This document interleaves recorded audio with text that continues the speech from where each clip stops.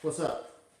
So what we're going to do here is a little bit of appendix work and a little bit of 3 o'clock shit. I'm just going to put out a little bit of information, some stuff that people need to think about in these times, and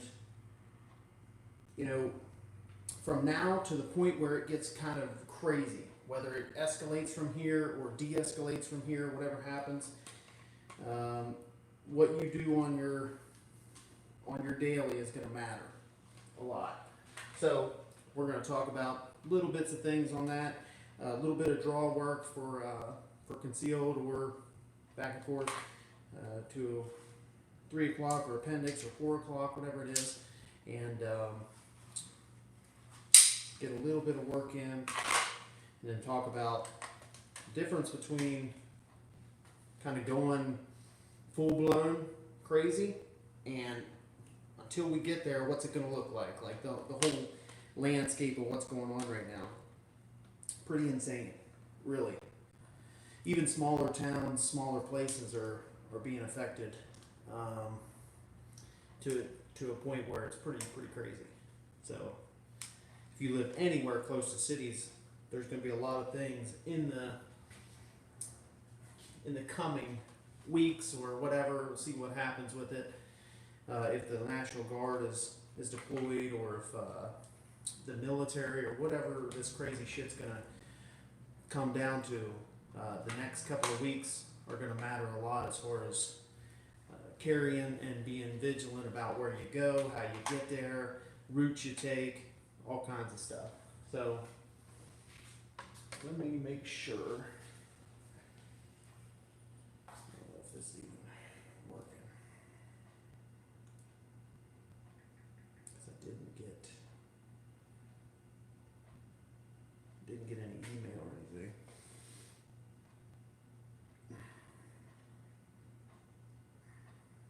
Okay.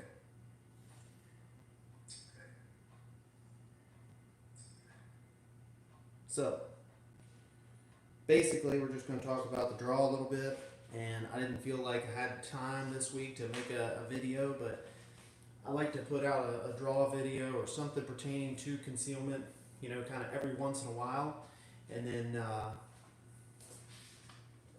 just basically go with that, let people stumble onto it if they want to, and then it's easier for me just to do it live and put it up than it is to make an actual video.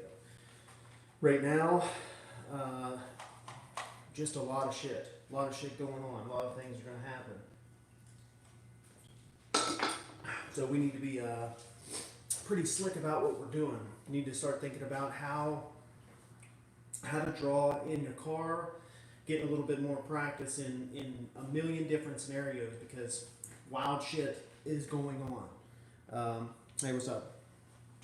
So as we kind of play around with our draw, getting that draw better and better and better is always going to help you in these kind of crazy situations. The more skills you got, better off you're going to be, easier you're going to be able to do work. So it's just, honestly, for the next month or so, who knows what the hell is going to happen. And you come around the corner and there's 70 people standing there. And if your white ass looks a certain way or whatever, it might spark somebody up. And you never know. You can look at somebody wrong in these kind of times and situations, and they'll go straight for you. So you just gotta really watch what the hell you're doing, watch where you're going. If you are participating in any protests or anything, you're gonna have to watch what's going on, really pay attention. So the draw stuff and basic concealment stuff that I want to talk about is a lot of things that a lot of people just get wrong that are pretty simple. But there's a whole lot of nonsense out there, and sometimes people will get the wrong ideas and kind of roll with them.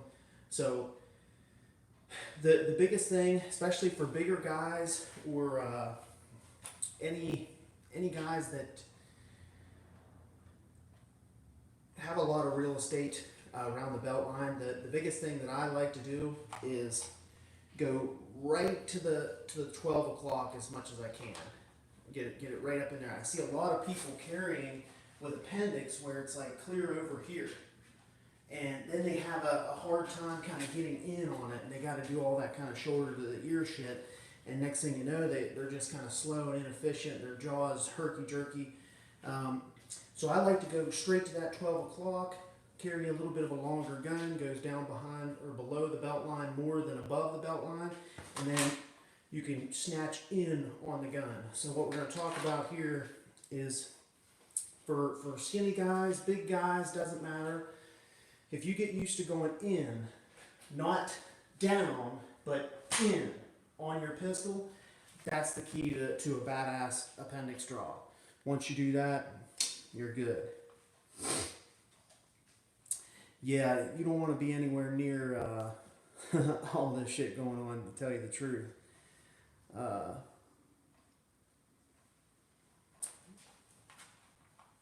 Yeah, you just want to stay the hell away from all these places.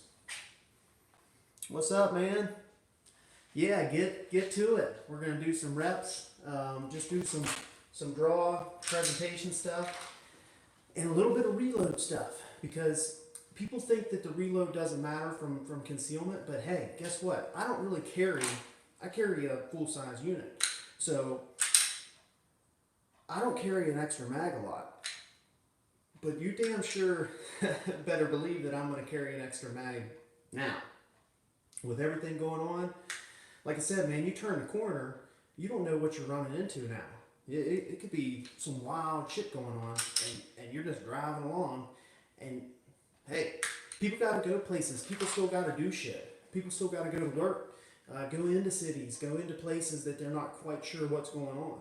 And the news is not reporting the shit the way it should be, not giving you real facts or anything. Hell, the mainstream media is trying to act like it's nice, peaceful protests, and people just kind of getting a little rowdy. Like, nah, it's getting, it's a whole lot past that point. So a lot of people really need to be on point with their skills right now and make sure that you are getting some reps, because that familiarity of just boom going, that's from reps. So for sure, every single solitary day when you leave the house, you need to be hitting a couple of reps, getting a nice sight picture, a couple of one-handers, do whatever you got to do. You know, start getting some reps, start working this shit out, because you ain't gonna, whenever it happens, whatever happens, nowadays it's more likely than ever for the next couple of weeks, you want to be slick. You want to feel like, I got this. If this goes bad, I'm going to be all right. I'm not worried about my skills. I'm just worried about the environmental factors of what's going on. Hell yeah, you got to be getting some reps, and you don't have to be super fast. Everybody thinks that having the fastest draw in the world matters. It don't. What you need to be on the day is good. You need to do shit well. You don't need to do it fast. You just need to do it, and you need to do it well. When you reload, you need to do it well. You need to be driving that full-ass magazine into the gun. You need to be racking. You need to be dropping slide release. You need to be doing whatever you're doing to make sure that this thing is up, running, and rocking. It don't matter how fast you are. You don't want to be slow, but doing shit well is what it's all about. So the reason we practice so fast is so that doing it well is still fast. You know what I'm saying? You get your default level of speed, and it's fast, even though it's easy. Even though you can do it over and over and over again with no problems, it's still fast. So what we'll talk about here is getting some reps in, starting to get your timing right, and then we'll also talk about a few different ways to draw the gun, strong hand only, and then weak hand.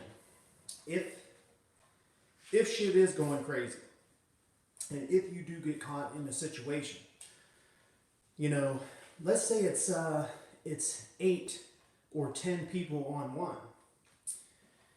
Yeah, this is an equalizer, and a lot of people don't like to get shot, and a lot of people, as soon as you start clanging off rounds, they're going to get the hell out of there, okay? But it's still 10 on 1. It's still 8 on 1. Like, when do you want to draw this? Do you want to try to get out of the situation before you let on that you even have a firearm? Maybe you've driven up into a spot and shit pops off so fast that you don't even have the chance and you're already injured. So we'll talk about a few ways in the car. A lot of people ask me what I do differently in the car. Do I put my seatbelt over? Do I put my seatbelt under?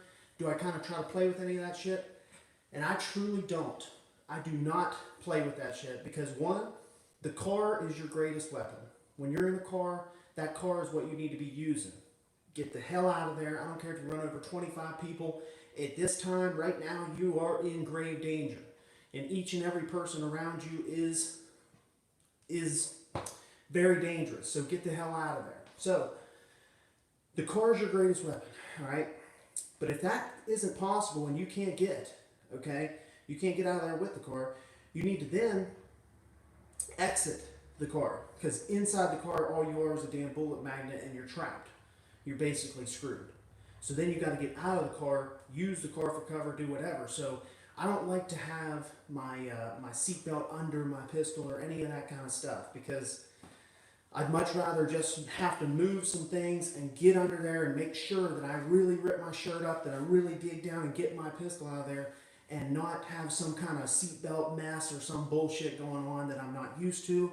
Next thing you know, I mean, if you're in a fight in a car situation, you might be in a car accident while it's going on. I mean, wild shit's gonna happen. And I don't want anything different. I want to keep it as similar as possible. So I'm gonna dig in there and I'm gonna get that pistol out of there. Just a lot of people want to come up with little gimmicky ways and they're like, look, it's faster when I have a target 7 yards out my port side window. And I'm like, nah, that ain't real life. Like, don't set yourself up for a gunfight from your car, out of your car. Set yourself up to be able to either use the car, or if you're in a crash, your gun is still going to be right here when you wake up, or when you get your senses. Your pistol's right here, not on the floor somewhere, not on the road somewhere.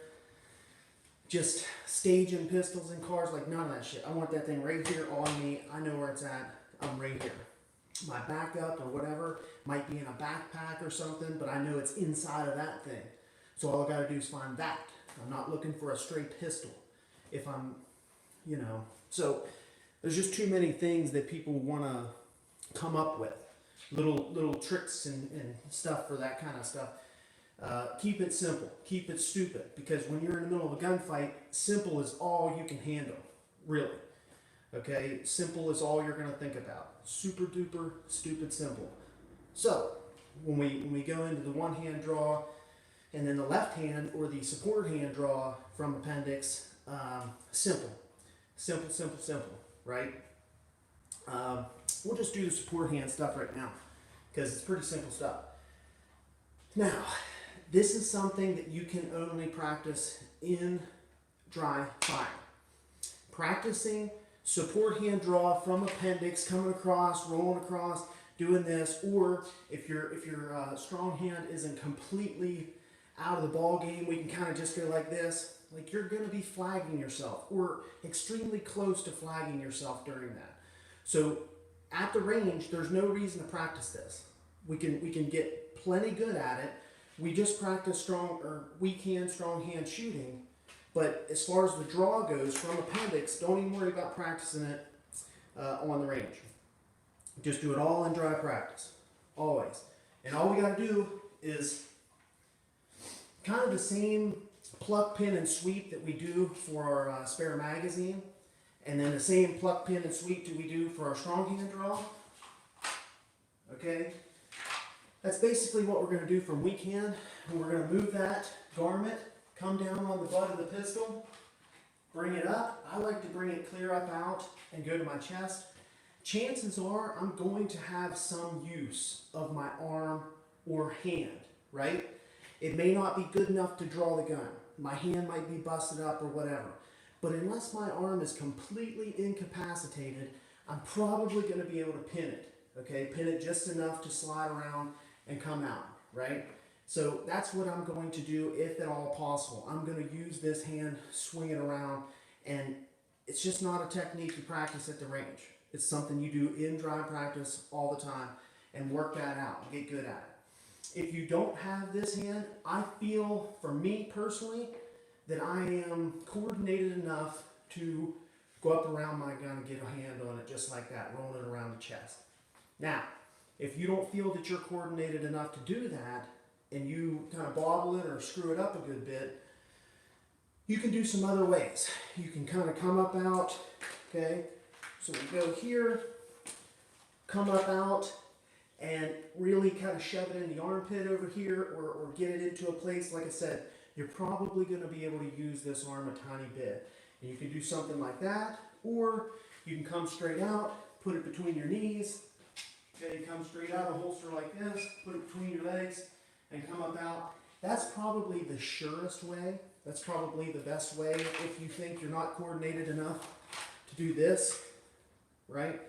The knees is probably good, but if you have any problem with that, obviously, it's going to prohibit you from moving for a second.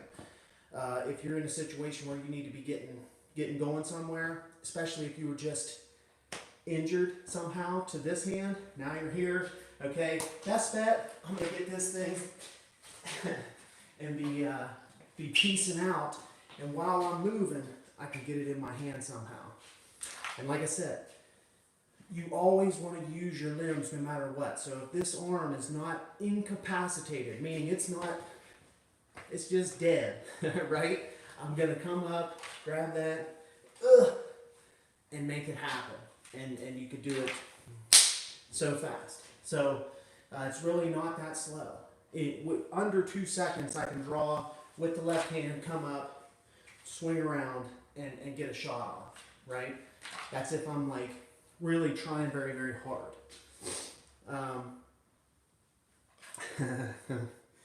So it's it's just not something you do at the range, right? Everybody kind of asks me this in training and stuff, and they're like, hey, how do you do this? You just do it, and you don't practice it live fire. We work on these things, because no matter what, when you're doing that, technically, I'm coming up out, technically, I'm burying the sight, and this is where having an SRO or an RMR helps, but you're bringing it around. Technically, you're not flagging yourself doing it to roll around the chest.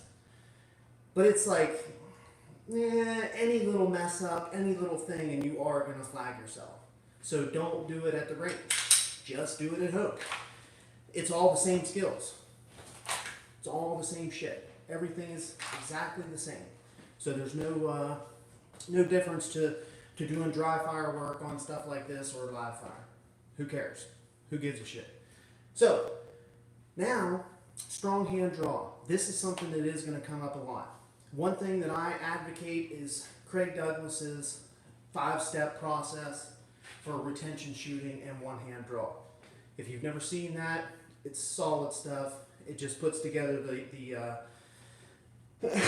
retention draw. So you're going to come in, draw, come to thumb pectoral, ding, ding, ding, ding, ding, ding, ding, ding, ding.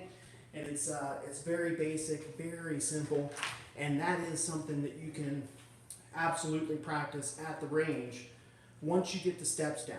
So do a lot of work trying to get the steps down, and then eventually take it to the range.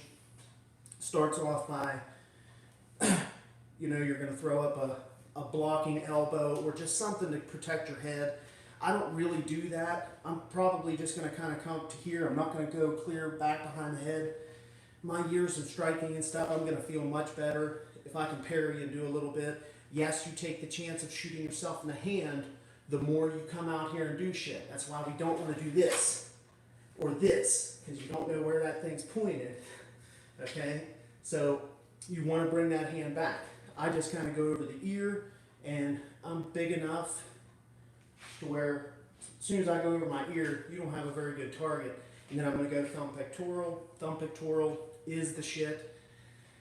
You know exactly where you're aiming. Once you get pretty decent at it, you can put a little tiny group like this into a target at the exact same place every time. Ding, ding, ding. step back, you come out to about half extension, kind of a compressed high ready or whatever, ding, ding, ding, and then you step back and build that top triangle up, freestyle shooting, doing work. So, pretty solid. Can't get much better than the Shiv Works techniques for all that shit. As far as the one-hand draw from appendix, I like the pluck, pin, and sweep. So I pluck just like I'm doing my reload. Same thing. I pluck it up. I'm gonna go here and draw it, and it's just a pluck up. You pin it with the back side of your wrist, and then go right down, find that pistol, and it basically, no matter what, you can always kind of find your way to it. It's probably not as fast as just, you know, throwing the shirt up and going down and getting it. It's probably not as fast, but it's probably more sure, because you're kind of going down and finding the pistol. It's coming out with that nice claw grip, building it out there, or going to thumb pectoral. And basically just have like a thumbs up grip. Makes it really easy. Money.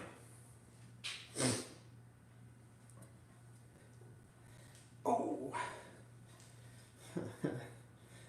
Yeah, that's what we need nowadays. I mean, shit, if it gets any crazier, we're just going to abandon concealment altogether and just walk around in full kit all day. And that is one thing to think about. You know, I'm not Tactical Timmy. I don't like to shoot in full kit. I don't like to do any of that shit because I'm rarely ever going to be using it, if ever. But having some good plates, having a good plate carrier, and having a good belt set up, I mean, that's about all you really need. It is a good thing to have, because if something were to happen to where one of your family members was to get trapped, and the police ain't gonna go help them right now. Maybe you got a family member trapped behind enemy lines right now, and shit's going crazy, and things continue to escalate instead of de-escalate over the next couple of weeks. It's probably a good time to have that kind of shit. Just good plates, like Hesco 210 plates or something. I mean, then your prime time, that kind of shit. It's a one-time buy once, cry once. Plate carriers, you don't need the best shit ever, but something that's halfway decent, maybe not Condor or something like that, you know, go a step above, mid-grade. Good plates is where it's at. So don't worry about buying the baddest $500 plate carrier setup.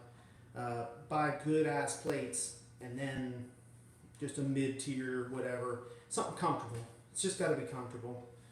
I mean, so if I was doing a loadout, what mine actually is, I have 4 mags, 4 AR mags, 3 in a cummerbund that's real slick. So it's right in there, right built into the plate carrier, basically. Just open it up and put a 3-pouch thing right there. It holds them super tight to your chest. It's very slick setup. I mean, it's almost slick enough with those plates that you can put a t-shirt over it, and as a big guy like me, it doesn't really even look like I'm wearing it. So it's pretty freaking sweet. But I use 3 right there, 1 in the gun, and 1 on my side. So that's 5 total. That's almost a full loadout. Military's gonna run usually 6 with 1 in the pipe. So, you know, you got 150 rounds on you. And then pistol, I've got 2 pistol mags on my belt, and one in the unit, and then I'm always going to have a neo mag, pistol mag, or something on me extra, just chilling for, you know, in case shit gets real crazy. Yeah, I just run 4 or 3 really on me on the thing, and then 1 on the belt, 1 on the unit. And, you know, yeah, good, comfortable plate carrier. Like, that's all a plate carrier needs to be. It needs to be decent. It needs to fit you right, where it's not hanging down here. It needs to fit you right, and have the right size stuff, right size plates, and fit you, be solid, but comfortable. because I mean, it needs to be good shit, right? That's it's more important than basically. You need to have good guns and good shit and good skills, and that's about all. Otherwise, you're just kind of, guys got gun collections with $48,000 worth of guns, and they have a Condor plate carrier and some bunk ass plates from wherever the hell that are just trash. That after they wear that thing for 2 hours, it's going to be burning holes in their shoulders and just rubbing raw. So do yourself a favor and buy some good shit.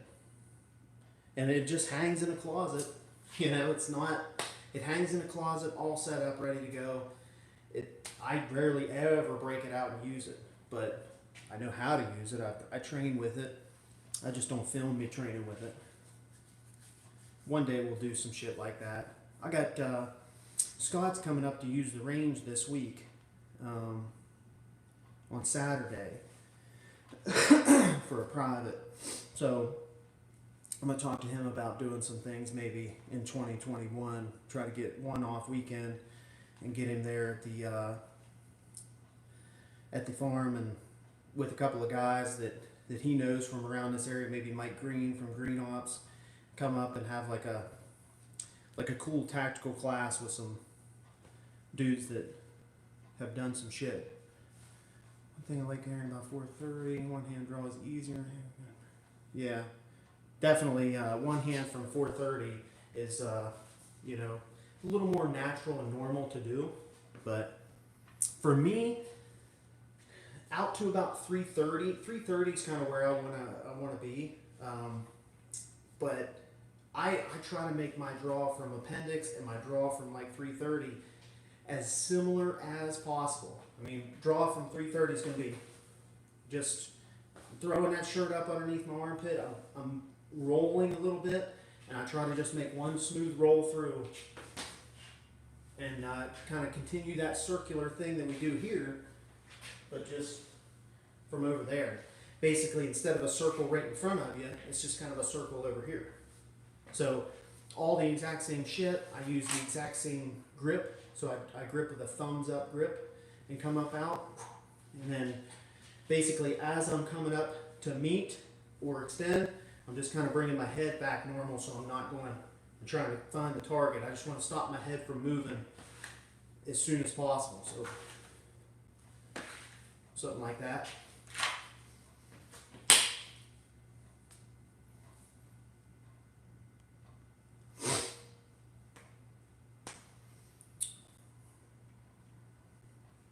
Yeah. Quick light carrier, Blue Force gear. That's definitely probably pretty sweet.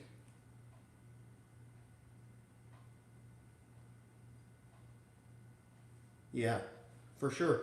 There's all kinds of good shit that you can kind of. I mean, I get kind of some of the fun of having all the tactical stuff and everything, and kind of setting up to where you feel really prepared in these situations, and that's a good feeling. It feels good to to go into the closet and be like, okay, girlfriend stuff all the way down, my stuff all the way down, fucking set up, ready. Whatever happens, we know that if we got to jump in the truck, and that's another thing people need to think about.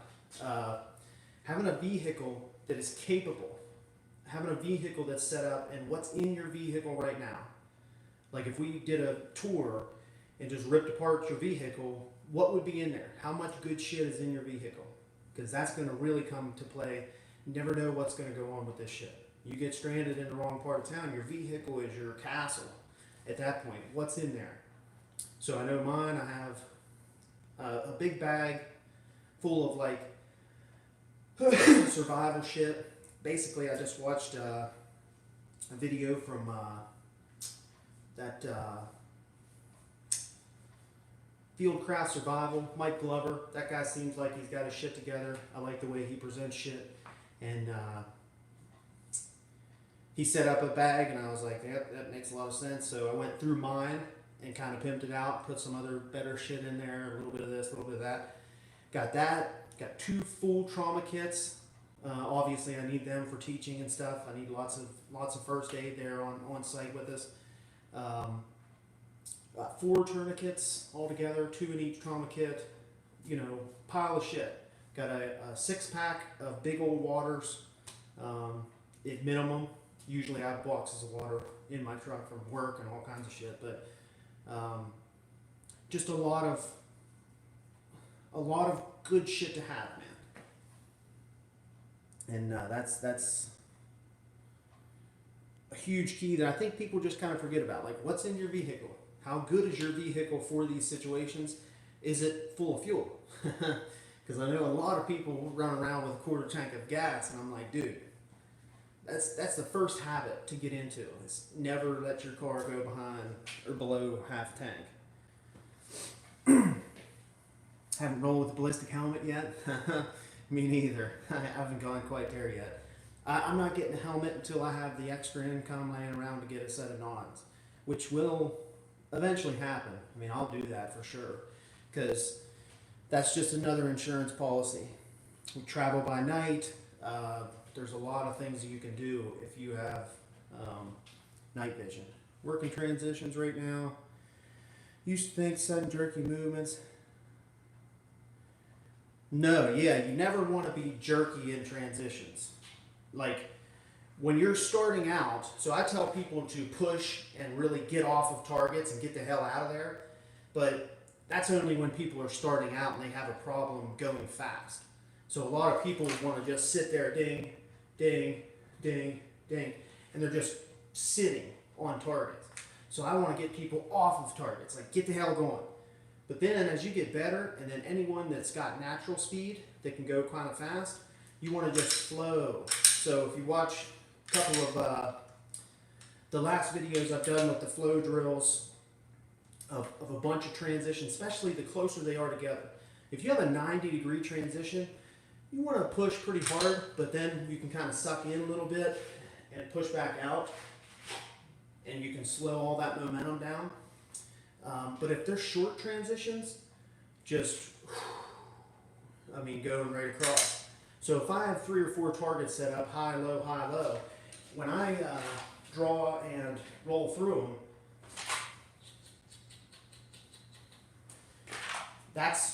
that'd be really fast, but I'm never really moving hard. So the closer shit is, the more you just want to go. The only thing is, when that second shot goes off, you want to be going ding and getting the hell out of there and not going boom, boom, boom, boom, you know, and over to the next one. Really freaking pushing across, getting off of old targets. Yep. If you look, one of my older videos, now that you're getting better and better, if you look back towards some of the older stuff, you'll start understanding it even more. Like, especially the transition one, where I did a breakdown of you and pops. You can see, I can slow it down and look at my eyes and see that ding ding, I'm looking clear over here way before the gun leaves, or you want your eyes to follow it, and then you can just kind of roll right through shit.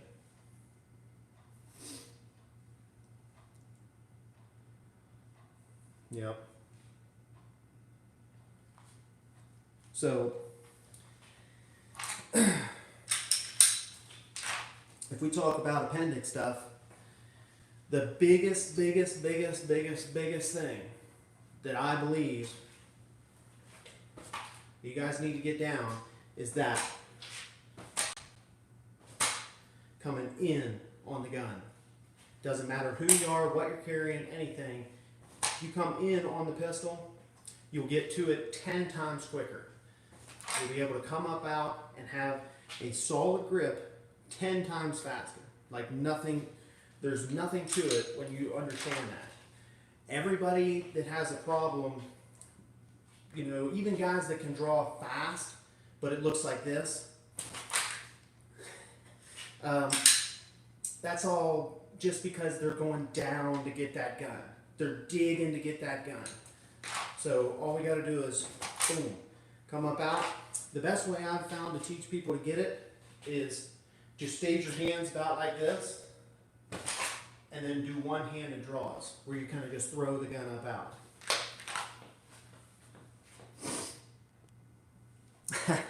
Making fun of it? No.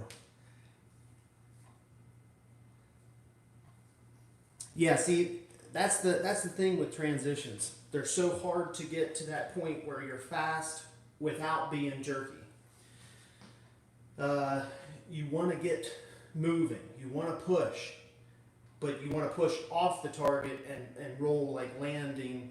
You want to land like a bird on the next target. So pushing off that target, really, like I said, as you get better and better, you can actually slow that down. So when we're starting out and we want to get faster, we have to over-exaggerate things. So yeah, the T-Rex arm stuff and pushing real hard and shit like that, that's not the way you want to do it, but it does, for some people, get them to start pushing, start like moving your body, right? So there's good and bad to it. But as everybody gets to a higher and higher level, you can slow that down and go way faster, because you're not going pushing across and going too, way too far and then swinging back, where you can go ding, ding, ding, ding. And it's still basically moving just as fast, just with a little bit less jerk to it.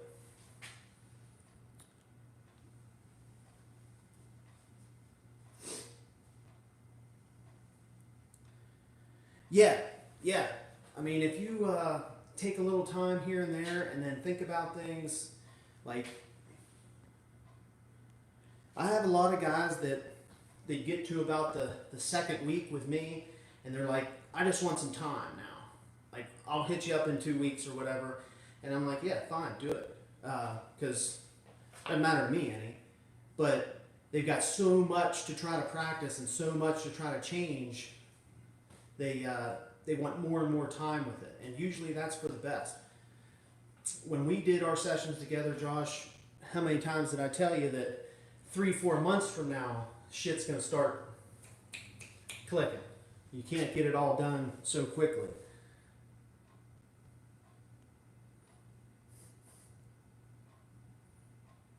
What's that? No White Claw? What is that shit? I've never even had that shit.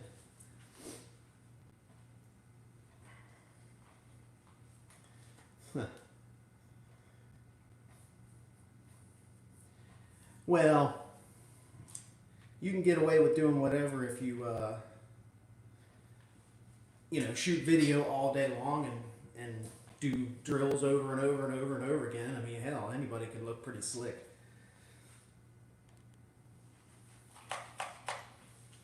But there is a little bit of that stuff, that jerky movement, to get people moving, to get people at least thinking about moving fast and not just lackadaisically going through shit. There's a little bit of it that means something, that works. And I like to over-exaggerate a lot of shit to get people really thinking about it. Like the grip intensity and all these things, and telling people to push the damn gun from one transition to another. Sometimes people need that. If I see somebody who's just lingering,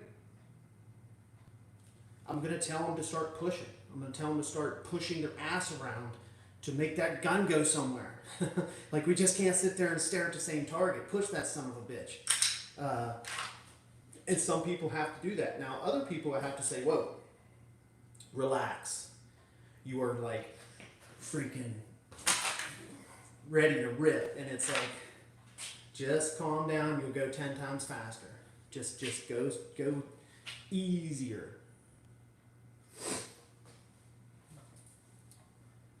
Yeah, each individual person's different. You gotta really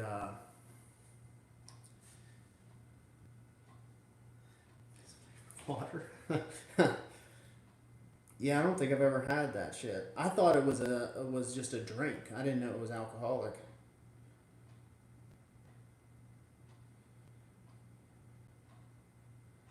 What is the title of the Wiggle Wiggle video?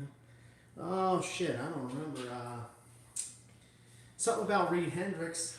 I don't know what it was. I can't remember what the title was, but something making fun of Reed Hendricks, I guarantee that. Unless you're talking about his video, I have no idea. The one where he cheats on that test and tries to... Oh man, that's just craziness. That's still to this day, it's crazy that he totally fabricated that test just to make it look like he could do some shit. God, what's that like? Taking time off from shooting. Yeah, you just need some time every once in a while. Yeah, I mean, getting away from things and trying to, when you're trying to change, it's hard. I mean, it's a difficult process to be like, okay, I'm now going to change this movement. It's hard. You know, everybody that I get in training, they have a hard time. And in the video training, it's even harder because when I'm one-on-one or in a class with a couple people, the timer keeps telling them that the shit I'm telling them to do is working, right? So you always have that kind of like, you keep getting better, dude. Look at those hits, look at the time, look at the hits, look at the time. And each person's like, oh yeah, I'm down with doing this is it. On the video training and dry fire stuff, you gotta trust the process so much that it's good to take some time. Let that shit soak in. Let that shit slowly come to you. And even the stuff that I'm telling you is mostly concepts and principles. Like you got to figure out your own little tweaks. The concept of doing this and the concept of doing that, you got to figure out your own little ways to do it. So I would start getting more into manipulation stuff, Josh. You know, as far as like table starts and stuff like that, I'd start getting into that more and really pushing your hand speed.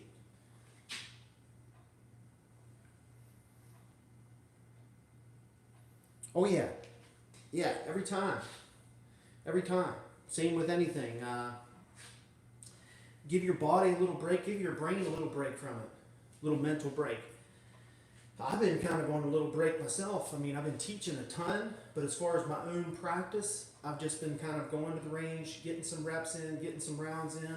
I haven't been pushing myself too hard, but just kind of chilling out. I know that hopefully really soon my area, within like 3 freaking hours of me, is going to break open a little bit and matches are going to start happening. So like next weekend, Scott's supposed to come up and do a class there, and I have a private on Sunday, I believe.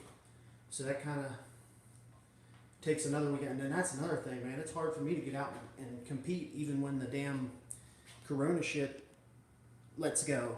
Like most of the private classes and stuff I gotta do on the weekends, and I'm getting hit up more and more nowadays. So it's pretty tough. What I need to do though is mark out a couple of matches that I know are going to happen, sign up and get ready and make sure that I know that on this date, I got to go get this shit done. Get to some fucking matches. Yep.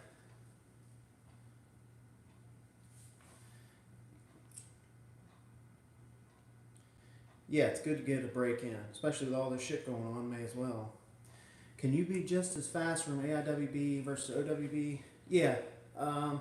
As far as the draw goes, no difference really. Even with my scoop draw, getting crazy nowadays, I can still damn near do it from appendix. So my fastest time, which I don't show because I don't like people to, I don't want people to try this shit because it's a little bit stupid to do. Full freaking crazy speed live.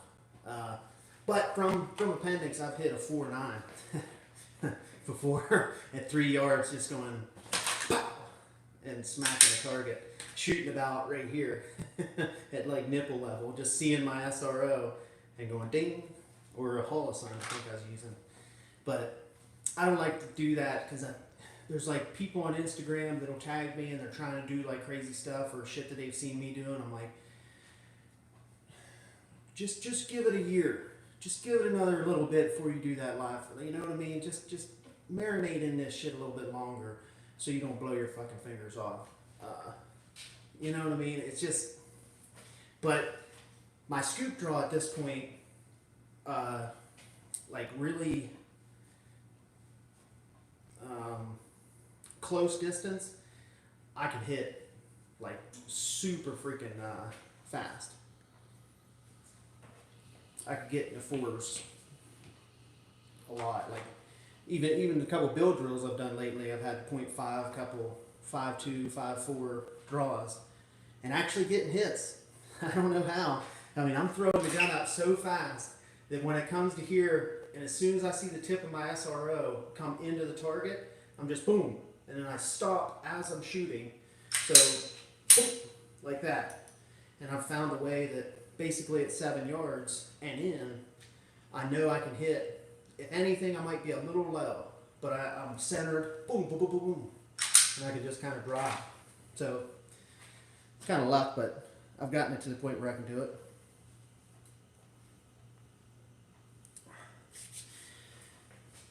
Yeah, I'm running a Mike Panone's MEC qualification. Really cool. You guys should look it up. On Thursday, I'm going to go to the range and mess around and run that. Really fun looking test. Got a bunch of different stuff in it, mostly shot from 10 yards. One string of fire from 25 yards. Looks like it'll be pretty cool. And the way he's got the scoring set up is pretty cool. One of the fastest times through Rogers from appendix yet. I mean, it's to the point now where the techniques are so good and everybody's getting pretty freaking good at it. You get guys through there. I would imagine that was probably Gabe White or somebody, I would imagine, that set that fastest time through Rogers, but it's just as quick. And then for my fast reloads from concealment, I think a good one is like a 120. So not that much. A good fast reload from my gear is like a 0.95, you know, just below a second. And a good one from concealment is like 120. But I'm really trying hard for that though. So regular one would be like 150. So basically a half a second, and you can find a half a second.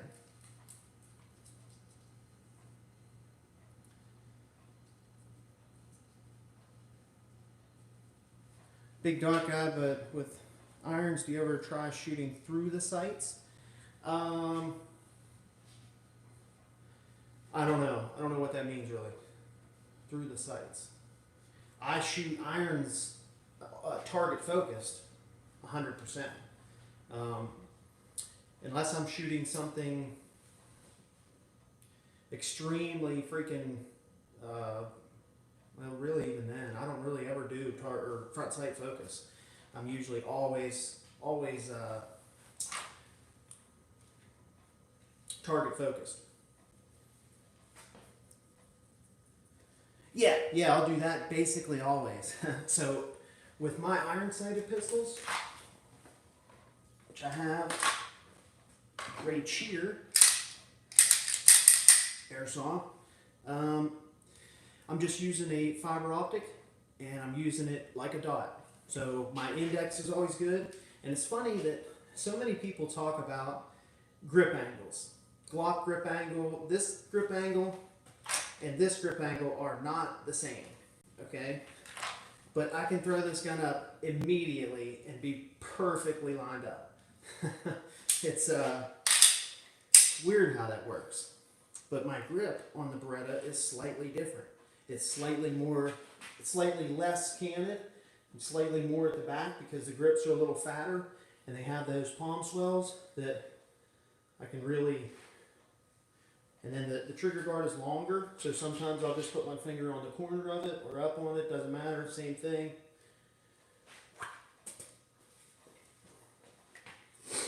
But yeah, I just basically use them like a dot.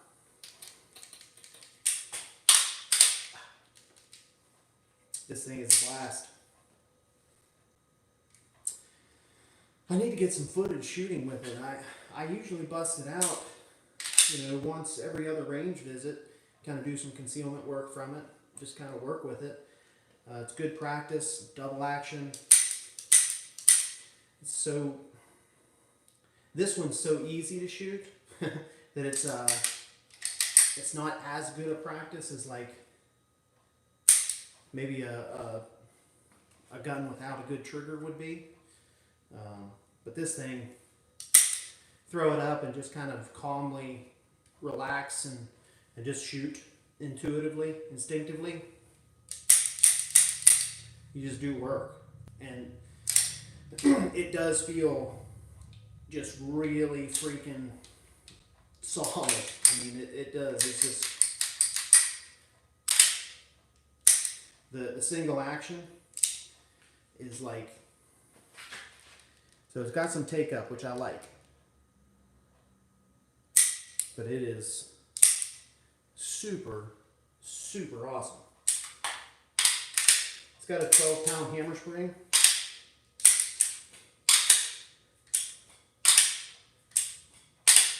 Takes me a minute to get used to reloading this thing though, because it is it's pretty tight.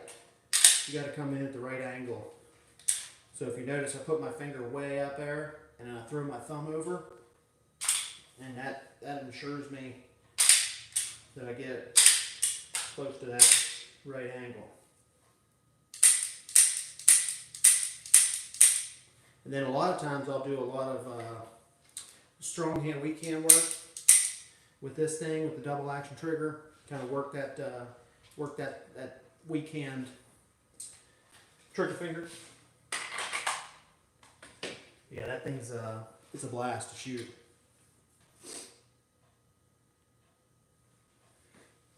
Yeah, the old Glock's definitely got the little bit of advantage on that.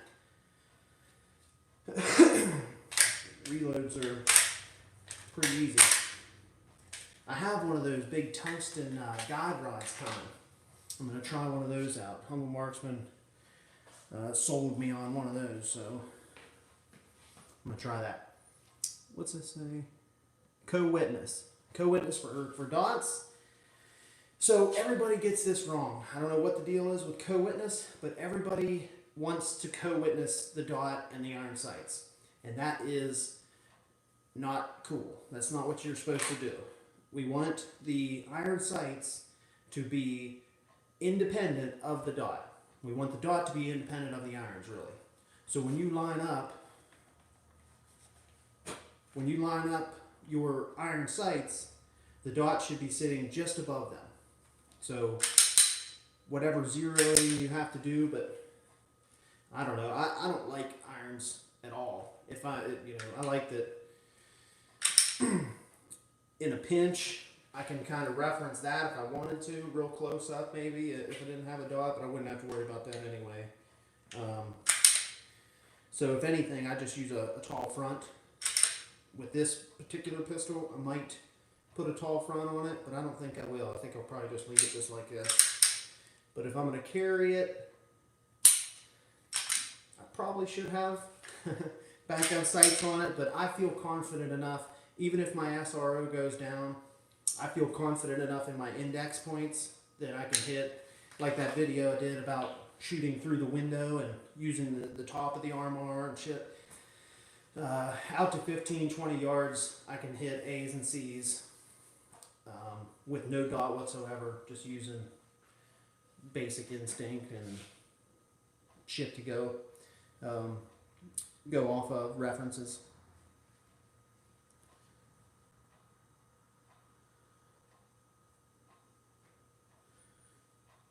Been working on doing build drills at 25 yards. Oh yeah, that's my standard. So I have a girl that's making me a logo and setting me up some shit right now. A couple weeks it should be done, and then I'm gonna have some hats and stuff. Make some t-shirts and shit and have a good time with that. But we're gonna do there'll be a 25-yard build deal, like a hat standard, that that people will be able to get. And that ought to be pretty fun to do, put that out. It'll be a 25-yard build drill. I think I might make it sub 4, or I might make it sub 3.5. Because 3.5 is a little bit harder, and you got to shoot pretty fast and pretty accurate to do it nice and clean. Yeah, it's pretty quick, but doable.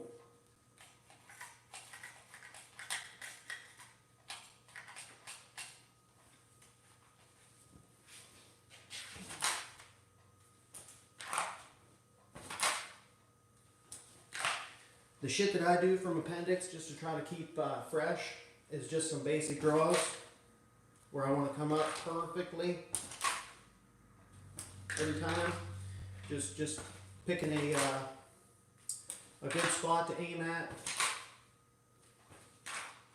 Good grip. Come from different hand positions. Prep and trigger. If I mess up, I'm just going to work through it. I just try to be as natural as I possibly can the whole time. You got to get that in motion. Coming up out of there one-handed. Best way to practice that is clear your garment and throw the gun out. Just toss it out there.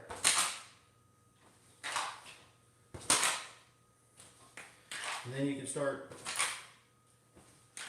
just like that.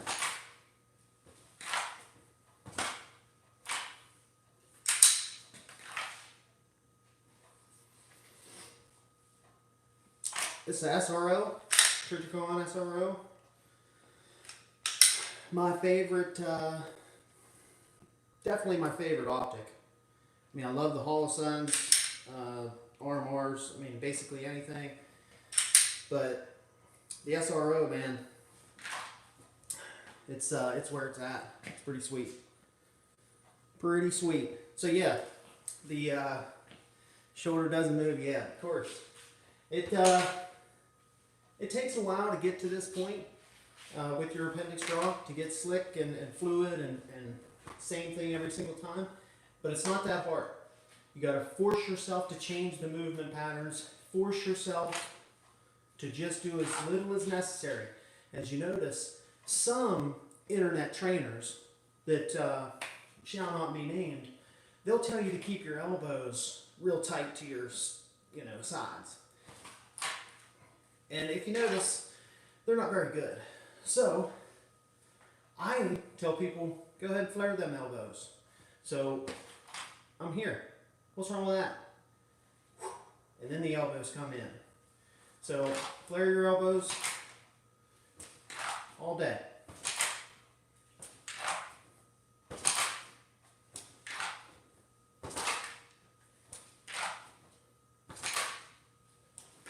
Same shit. Simple, simple, simple. That's all you got to do. Yeah, the SROs are cool. They're just expensive. That's the only thing that sucks about them. It's just expensive. I've got a Holosun and an RMR, all three here today.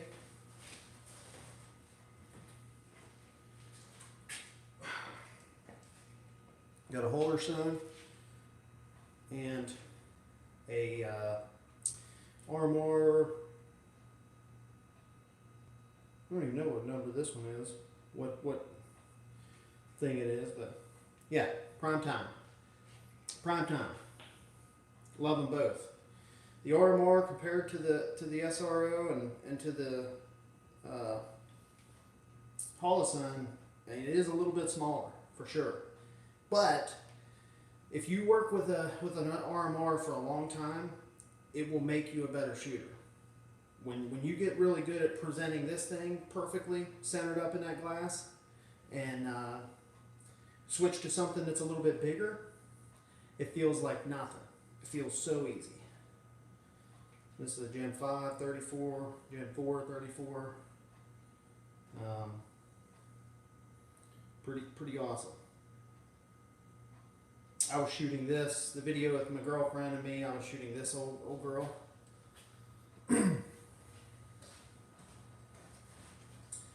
That thing has a pile of rounds on it.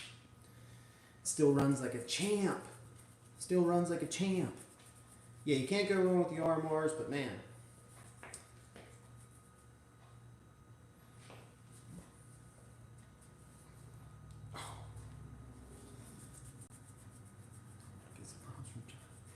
Yeah.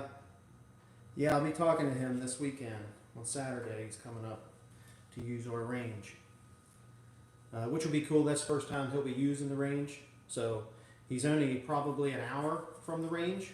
I'm about 20 minutes from the range. So once he gets up there and sees it, kind of likes it, I would imagine he'll probably be doing more there. It's basically, it's nothing special. You guys see it all the time, but it's all you need for a pistol class. Got up to 35 yards, up to 50 yards, up to 100 yards. Hell, you can do whatever you want, but got about 5 or 6 target stands. Got those big pallets you can stick paper targets up on. So plenty of shit. I am all too familiar.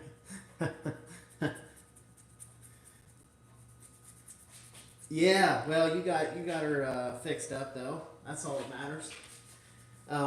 That stuff, you can't do that, man. Leave people go. Leave people be free. If you try to constrict too much and do like too little, I mean, it don't work. Like, just what I need you to do right now is get that gun out of your pants and in front of your face. I don't really give a shit how it happens, just as long as it happens nicely. If you can do it well. There's some definite things that you don't want to do that are completely inefficient, but other than that, just go with it. Whatever feels natural, whatever works the best. Now, there's some definite things that needs to that need to happen. You can't be inefficient. Yeah, about a month or 6 weeks from now, I'll have shirts and hats and shit. All kinds of stuff.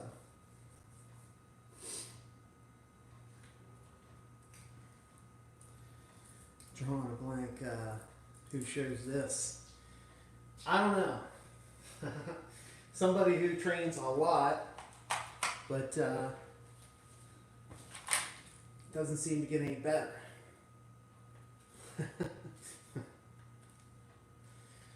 People that are stuck in their ways, man. Just be free. 25-yard bills, buy a hat. What I'm gonna do is set it up to where people can win the hat, even on the internet. But I gotta make the standard hard, right? Because I don't want to give away a bunch of hats if I make it too easy. Now, 4 seconds is in person, in class. That's what the standard is. 4 seconds, 25-yard bill drill, under 4 seconds from concealment, not from gamer gear. From rig, there'll be a half second probably, be 3.5, but that's in person.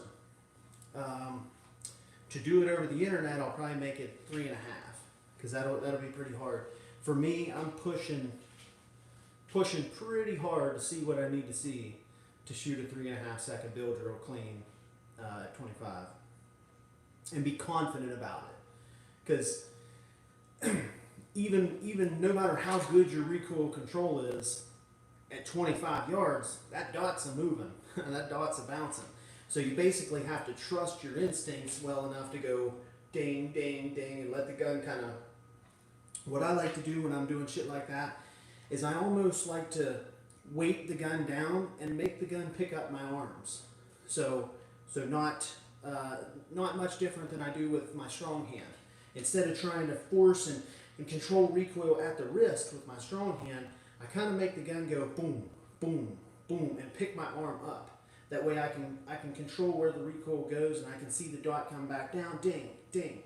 I don't want it to move a lot, but I let it go and just move up, and I'll kind of give my whole arm like an inch or two of play, and that seems to weight down the gun and settle everything down when I'm one-handed shooting. Then also from distance, when I'm going two hands, I basically employ kind of the same thing where I got a really hard lock on the gun, but I'm not worried about, I'm letting my elbows soak up a lot. So I'm just kind of letting the gun, instead of going and getting this snappy recoil, I'm going to let it kind of pick it up. And I can just take the dot and go don't, trigger, trigger, trigger. And that's how I do it from distance. And then that way, at 25 yards, I can maintain about 40 splits. Something like that, basically, always. Take her easy. Yeah, this thing's been going on for over an hour, so we'll end her at that. Just have some A-zone, just A-zone. Clean bill drill, 25. Nothing special. It's just hard enough to make it spicy, especially at 3.5 seconds. That means you got to basically have about a 1-3, 1-4 draw and 40 splits. Kind of let her eat. So I don't know, the appendix stuff, strong hand, weak hand, what to do in cars and stuff like that. Just kind of bullshit through this. Make sure you're getting reps in every facet of your life.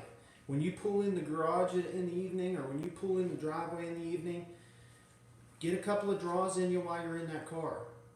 Exit your car every now and then with haste. So when you get in, without looking like a goon, maybe look around, see if the neighbors can see you, okay? And when you drive up in your driveway, make a hard exit.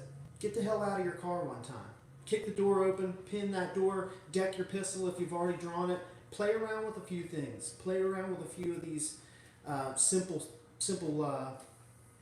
kind of tactical activities, and just get some reps doing them. You don't have to be like super operator and know exactly where to do this and know exactly how to do that and all this shit. You're not running vehicle interdiction all day every day. So just get some reps in, kind of playing around a little bit. Ask yourself what if. The more you ask yourself what if, and then play around and get some reps, the better. So when you get home tomorrow night from work or whatever, blast out of your car, see what happens. Try to do a couple of reps and get that pistol out. Work on it. Work on what happens. Feel it. Be like, okay, should I undo my seatbelt first? Should I get, depending on you and your setup and your car and whatever the hell's going on, everybody's going to have slightly different, SOPs when it comes to this kind of shit. So the best thing you can do is play around and rep it out. All you got to do, okay, just don't shoot your car. Dry practice doesn't just mean kitting up and doing your work, or it doesn't just mean doing our draws. That's the main thing, and that's the most important shit to get good at, is that draw and presentation, sight picture, top triangle, all that shit. But after that, there's a million things. Practice clearing your house at night when everybody goes to bed and everybody's done gone. Practice doing some work. Practice working the perimeter of your house. Practice how you would go outside and just for recon of what's going on. Like see what's up. See what's what with you and your whole area and everything. So just continually ask yourself what if, and then you go around and see what's up, right? So take her easy, guys.